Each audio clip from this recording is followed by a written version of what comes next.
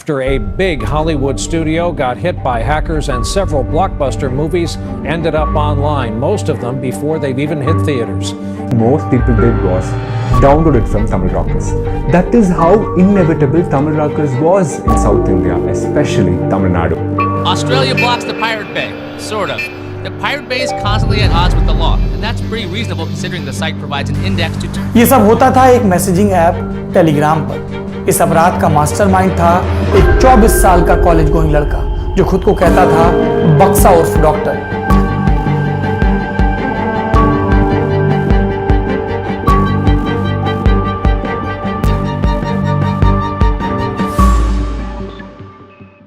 साल 2010 Andre Louis AKA Blue Beats, जिन्होंने एक वेबसाइट मेटाफिल्टर में एक कमेंट किया था, if you not pay for the product then you are the product, but what are you really pay for the free movies? What are you really pay to watch anime online for free which is not available in your country? What are you really pay on Telegram where you download all the latest movie in a one click? Are you paying your privacy or your money or sometime your loved one? Techie dies by suicide allegedly after being blackmailed online and without her permission leaked online. I couldn't look at myself in the mirror. But हमें ये भी जानना है कि piracy समाज में असर किस तरीके से डालती है, इसका इतिहास कितना पुराना है और ये होती कैसे है, और पायरेसी की आड़ में होने वाले डार्क क्राइम ह्यूमैनिटी को कैसे असर करते हैं। पर सबसे पहले जानते हैं पायरेसी के इतिहास को, the history of piracy.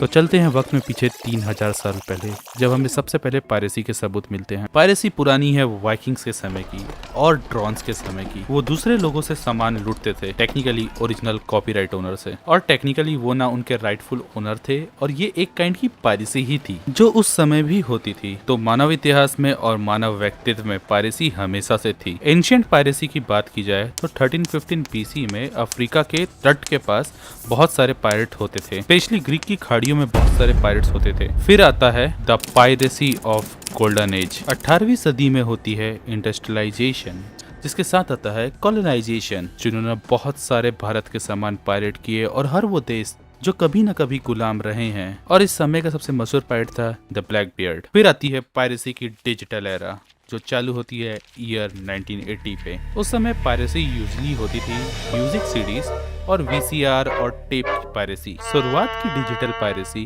Mostly music के फॉर्म में ही होती थी, क्योंकि उस समय सिनेमा एक अलग तरीके के मीडियम से दिखाया जाता था, जो कि एक टाइप के प्रोजेक्शन के फॉर्म में था। तो सिनेमा की पायरेसी होना लगभग नामुमकिन थी। वहीं बात रही म्यूजिक और CD की, जिसको क्लोन करना बहुत ही ईजी था, तो इनकी पायरेसी बहुत ज्यादा होती थी। मोस्टली होता ये था कि जो ओरिजिनल एल्बम है उसको क्लोन करके जस्ट आधे दाम में बेचा जाता था, जिससे म्यूजिक की piracy through out the year बहुत ज्यादा बढ़ी। फिर उसके बाद चालू होता है एरा ऑफ इंटरनेट, और ये होता है साल 1999 पे, और यहाँ पे पायरेसी हो रही थी ऑनलाइन। और यहाँ पे एक वेबसाइट इंट्रोड्यूस होती है नैपस्टर, जहाँ पे आप अपनी पसंद का म्यूजिक अपलोड कर सकते थे और शेयर कर सकते थे अपने फ्रेंड्स के साथ और फॉलोवर्स के साथ। और इन सब सर्विसेज से हो ये रहा था कि जो बैंड्स के अनरिलीज्ड वर्जन होते थे, जो रिलीज भी नहीं हुए थे, जो मार्केट प्लेस पे आए भी नहीं थे, वो भी अवेलेबल होने लगे इंटरनेट पे, स्पेशली नैपस्टर पे। और इस टाइप की पायरेसी मानव इतिहास में पहली बार देखी जा रही थी, क्योंकि ये पायरेसी हो रही थी इंटरनेट पे। आगे जाके नैपस्टर कोई प्रॉफिटेबल कंपनी रह नहीं पाई और वो डूब गई, बट उसने एक मॉडल इंट्रोड्यूस किया जिसका नाम था P2P। इस मॉडल और बोल सकते हैं इस टेक्नोलॉजी से एक बहुत ही क्रांतिकारी चीज बनी, जिसका नाम था द टॉरेंट। और द टॉरेंट लगभग सब जानते हैं। तो टॉरेंट टेक्नोलॉजी काम कैसे करती है? एक्चुअली टॉरेंट क्या करता है, वो आपकी फाइल को लेता है और उसे बहुत सारे टुकड़ों में तोड़ देता है। फिर वो फाइल डिफरेंट लोकेशन, या बोलना चाहिए डिफरेंट कंप्यूटर्स में चले जाते हैं, जहाँ पे वो होते हैं सीड्स या लीच। जो इंसान अपलोड कर रहा है वो उसे सीड कर रहा है, और जो इंसान डाउनलोड कर रहा है वो उसे लीच कर रहा है, एक चोक की तरह। होता यह है कि जब भी आप कभी कोई मूवी टॉरेंट से डाउनलोड करते हैं, तो वो किसी एक कंप्यूटर में नहीं होता है, वो वर्ल्ड के किसी भी कंप्यूटर में हो सकता है। हमेशा उस मूवी के कुछ ना कुछ कंटेंट अवेलेबल होते हैं डिफरेंट लोकेशन पे। जब आप उस मूवी को डाउनलोड करते हैं तो होता यह है कि डिफरेंट लोकेशन से बिट्स आपके कंप्यूटर में आते हैं और रिकम्पाइल होते हैं। After the recompilation you can see your movie get downloaded and you can enjoy your movie. You literally didn't pay anything except for the internet because torrent is a open source and a free technology। तो question ये arise होता है, क्या torrent ने piracy बढ़ाई? Somewhat yes। क्या torrent pirate करता है? नहीं, टॉरेंट एक टेक्नोलॉजी है। इस टेक्नोलॉजी के थ्रू पायरेसी होती है, ये बात सच है, पर इस टेक्नोलॉजी को कभी भी इस चीज को ध्यान में रख के नहीं बनाया गया था। पायरेसी होती है बहुत अलग अलग तरीके के थ्रू। जो पायरेसी मूवीज की होती है उनमें होता यह है, एक मूवी जो थिएटर पे चल रही है उसे एक अच्छे कैमरा से रिकॉर्ड किया जाता है और उसका ऑडियो किसी और थिएटर से रिकॉर्ड किया जाता है।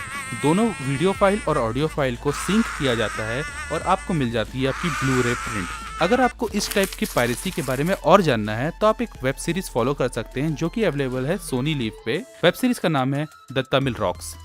सिनेमा से हो रहे मूवी पायरेसी के बारे में किसी और वीडियो पे बात करेंगे, क्योंकि एक वो अलग टॉपिक है, उस पर बहुत सारी चीज़ें हैं डिस्कस करने के लिए। और यहाँ पे बात करते हैं स्ट्रीमिंग सर्विसेज से हो रही मूवी पायरेसी। कभी आपने नोटिस किया है कि आपकी फेवरेट सीरीज जो जस्ट रिलीज होती है नेटफ्लिक्स में, वो आपको 1 घंटा और कभी कभी रिलीज से पहले आपको टॉरेंट वेबसाइट्स और टेलीग्राम वेबसाइट्स में मिल जाती है। स्ट्रीमिंग सर्विसेज से पायरेसी कैसे हो सकती है? ये बड़ी आश्चर्यचकित बात है, क्योंकि ये कॉर्पोरेट्स लाखों रुपए खर्च करते हैं अपनी स्ट्रीमिंग सर्विसेज को बेहतर और बेहतर करने के लिए। ये लिटरली पैसे बहाते हैं मिलियंस ऑफ डॉलर मूवी बनाने के लिए, और वो मूवी एक क्लिक पे आपके पास अवेलेबल हो जाती है एक टेलीग्राम ग्रुप से, एक टॉरेंट लिंक से। तो चलिए जानते हैं स्ट्रीमिंग में पायरेसी हो कैसे रही है। Streaming services like Netflix, Amazon, HBO max और पीकॉक, यहाँ पे पायरेसी कैसे हो रही है? ये पायरेसी होती है ग्रुप्स के थ्रू, और इन ग्रुप्स को कहा जाता है वॉरिस ग्रुप। और इन ग्रुप्स में आते हैं the scene, anomaly, 3DM, the pirates bay और हमारा famous the Tamil rockers. Warez group काम कैसे करते हैं? फर्स्ट ऑफ ऑल ये मूवी को ओरिजिनल फॉर्म में देखते हैं। जैसे अगर कोई मूवी नेटफ्लिक्स की है तो ये लिटरली नेटफ्लिक्स का सब्सक्रिप्शन बाई करेंगे और उस मूवी को देखेंगे। ये हो सकता है कि उस सब्सक्रिप्शन के लिए वो बोगस क्रेडिट कार्ड से पैसे पे करेंगे, बट वो मूवी को देखेंगे। उसके बाद होता है client side hacking. Client side hacking क्या होता है? जब भी आप कोई मूवी देखते हैं तो वो डाउनलोड होती है आपके कंप्यूटर में, वो होती है इनक्रिप्टेड फाइल के फॉर्म में। अब ये आपके कंप्यूटर में क्यों डाउनलोड होती है?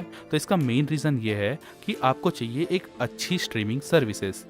जो कोई भी स्ट्रीमिंग सर्विसेज बुरी नहीं हो सकती, उसकी क्वालिटी हमेशा अच्छी होनी चाहिए ऑडियो और वीडियो के फॉर्म में।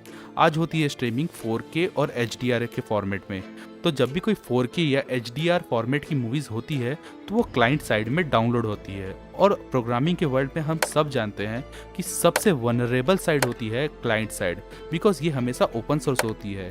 क्लाइंट साइड ओपन सोर्स इसलिए होती है क्योंकि वो throughout the time direct access करती है मेमोरी के उन हिस्सों पे जहाँ पे वो इनक्रिप्टेड फाइल होती है, और जहाँ पे भी डायरेक्ट एक्सेस होता है वहाँ से डेटा को एक्सट्रैक्ट करना बहुत ईजी होता है, पर ये डेटा होता है इनक्रिप्टेड फॉर्म में। उसके बाद ये ग्रुप क्या करता है कि इस डेटा को भेजता है DRM टेक्नोलॉजी। DRM टेक्नोलॉजी करती ये है कि वो इनक्रिप्टेड फाइल को चेंज करती है रीडेबल कंटेंट फाइल में, लाइक MP3 और MOV फॉर्मेट में। उसके बाद तो सब जानते हैं ये फाइल्स आ जाती है इंटरनेट पे, टेक्निकली डार्क वेब पे, और होता है इनका टॉरेंट और टेलीग्राम बुक पे डिस्ट्रीब्यूशन। और लिटरली आपके सामने एक मूवी अवेलेबल होती है जिसको बनाने में सालों लगते हैं, और वो फ्री में अवेलेबल होती है। आप किसी का कंटेंट लिटरली फ्री में देख रहे होते हैं इन ग्रुप्स के कारण, और होता है प्रोड्यूसर को लाखों रुपए का नुकसान और सिनेमा को करोड़ों रुपए का नुकसान, बिकॉज पायरेसी ऐसे ही इफेक्ट करती है। और literally you watch someone else content without paying a single penny. If you really like the art of artist you should pay for it. The artist want the art should be available for free, it's a artist choice. But piracy का negative effect होता किस तरीके से है? ऊपरी तौर पे देखा जाए तो पायरेसी का सबसे पहला नेगेटिव इफेक्ट होता है loss of money, loss of job. दूसरा इफेक्ट होता है कि आपकी मूवी लिटरली पायरेट हो जाती है, जिसे आपको थिएटर में देखना चाहिए था, लोग उसे ब्लू रिप प्रिंट में फ़ोन में एंजॉय कर रहे हैं, जहाँ पे आप उसे एंजॉय नहीं कर सकते। लिटरली आप बताइए कि आप ओपनहाइमर को फ़ोन में एंजॉय कर सकते हैं? थोड़ा बहुत, लेकिन पूरी तरीके से नहीं, आपको थिएटर में जाना ही होगा।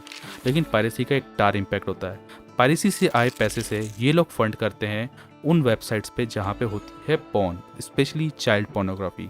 उसके बाद ये फंड करते हैं उन वेबसाइट्स को जो करती है ह्यूमन ट्रैफिकिंग।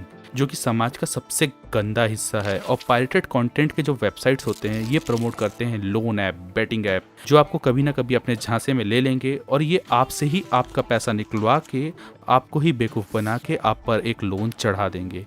तो पायरेसी हमेशा समाज के लिए एक अभिशाप है, शुरुआत से रहा था और हमेशा रहेगा। क्योंकि एक महान मस्तिष्क ने कहा था, जो इंसान दूसरों से छीनता है उसके अंदर किसी भी प्रकार का विजडम नहीं है, और वो महान मस्तिष्क था ChatGPT। अगर आपको इस प्रकार के इंफोटेनमेंट वीडियो पसंद आते हैं तो लाइक कीजिए इस वीडियो को, सब्सक्राइब करें इस चैनल को और कमेंट करें जो आपको पसंद आया, और कमेंट वो भी करें जो आपको पसंद नहीं आया, और शेयर करें उन लोगों के साथ जिनको इस टाइप का कंटेंट पसंद आता है और उन लोगों के साथ जिनको आप बताना चाहते हैं। Thank you so much for your respond.